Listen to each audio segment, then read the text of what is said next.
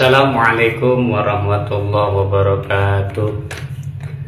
Alhamdulillah wassalatu wassalamu ala rasulillah la hawla wa la quwata illa billah. Amma ba'du.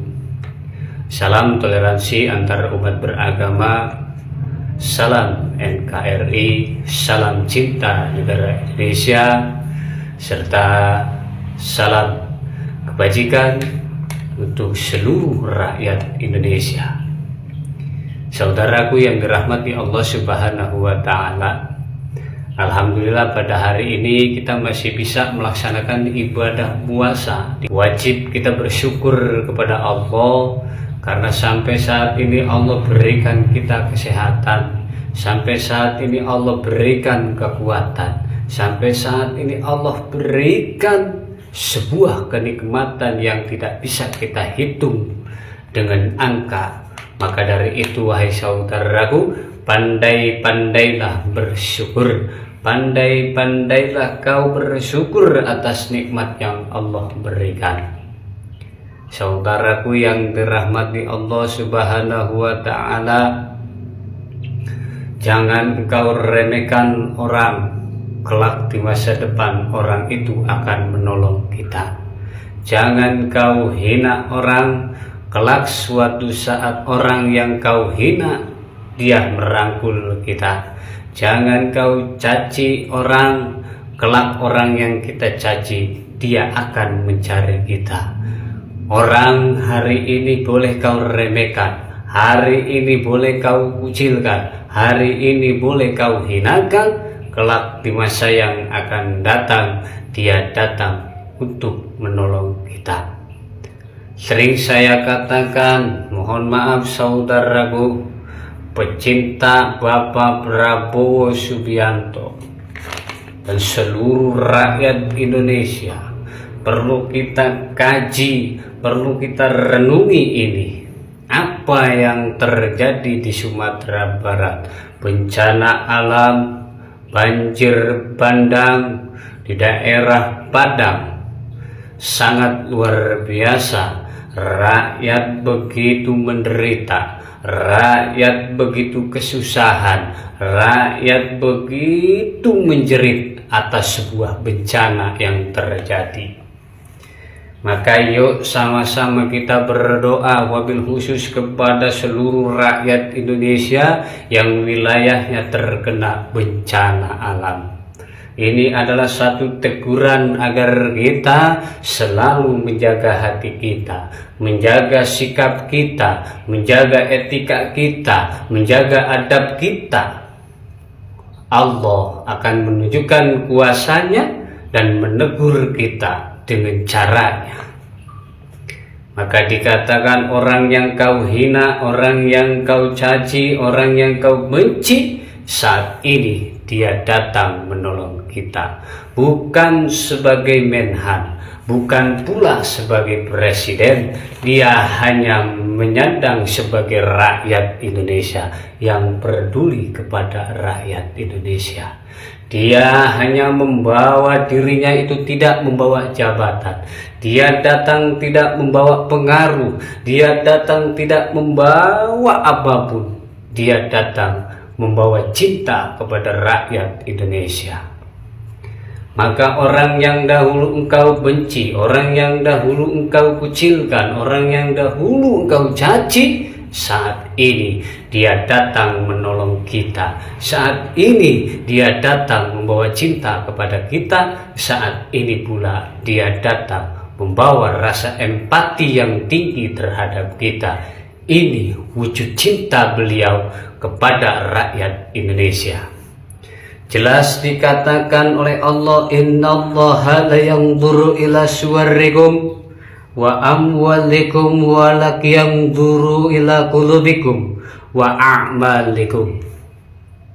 Sesungguhnya Allah tidak melihat wajahmu, sesungguhnya Allah tidak melihat hartamu.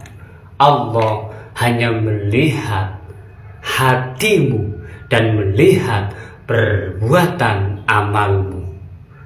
Apa yang dilihat oleh Allah? Allah tidak melihat jabatanmu, Allah tidak melihat cantik rupa wajahmu, Allah tidak melihat tingginya jabatanmu, bahkan Allah tidak melihat banyaknya pengaruhmu. Allah hanya melihat hatimu, Allah hanya melihat rasa simpatimu, Allah hanya melihat rasa kasih sayangmu terhadap manusia lain.